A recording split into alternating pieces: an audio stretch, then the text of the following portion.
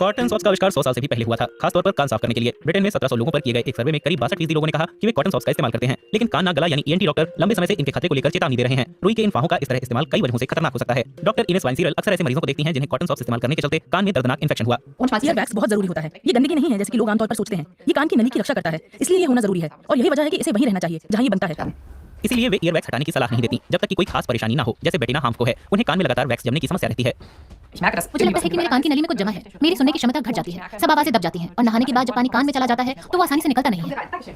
ज्यादातर लोगों के कान खुद ब खुद साफ हो जाते हैं, लेकिन कुछ लोगों को डॉक्टर से प्रोफेशनल सफाई कराने की जरूरत पड़ती है। ऐसा तब होता है जब वैक्स बहुत चिपचिपा हो या कान की नली बहुत पतली हो। इसलिए बेटिना हार्म्स साल में कई बार अपनी ईएनटी डॉक्टर इनेस वाइनसीरल के पास आती हैं।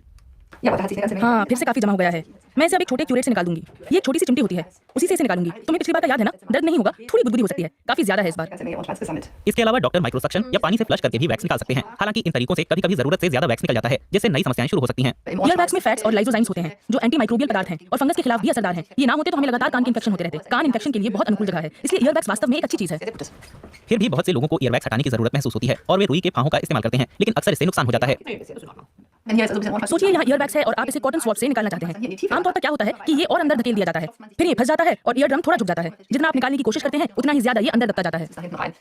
वाइनसीरल अक्सर ऐसे मरीज देखती हैं जिनके कान में इस तरह वैक्स का ठोस प्लग बन जाता है, जिसे सिर्फ डॉक्टर ही निकाल सकते हैं। बेटिना हार्म्स ने अब कॉटन स्वॉब्स का इस्तेमाल बंद कर दिया है। अब वो अपने कानों की सफाई सिर्फ डॉक्टर से ही करवाती हैं। आप तुरंत महसूस करते हैं कि आप बेहतर सुन सकते हैं, कि आपके कानों में फिर से हवा है। लेकिन डॉक्टर चेतावनी देते हैं कि कॉटन स्वॉब सिर्फ वैक्स ब्लॉकेज ही नहीं करते, बल्कि कोई भी बाहरी चीज कान में डालने से नली में छोटे-छोटे कट लग सकते हैं। चाहे वो कॉटन बड हो या पेपर क्लिप, किसी भी चीज से कान साफ करने की कोशिश की सबसे बड़ी समस्या ये है कि आपको पता नहीं होता कि आप कान की नली में कितनी गहराई तक पहुंच गए हैं और वैक्स निकालने की कोशिश में आप अक्सर जरूरत से ज्यादा अंदर चले जाते हैं। हर ईएनटी डॉक्टर ने ऐसे केस देखे हैं जहां कॉटन स्वॉब गलती से ईयर ड्रम्स तक पहुंच गया। ऐसे में कई बार सर्जरी ही एकमात्र उपाय रह जाती है। उत्तरी अमेरिका में की गई एक स्टडी के अनुसार बाहरी चीजों से ईयरड्रम में होने वाले छेदों के 45% मामलों के लिए कॉटन सॉक्स जिम्मेदार हैं, और ये तब है जब ज्यादातर मामलों में ईयर वैक्स हटाने की कोई जरूरत नहीं होती।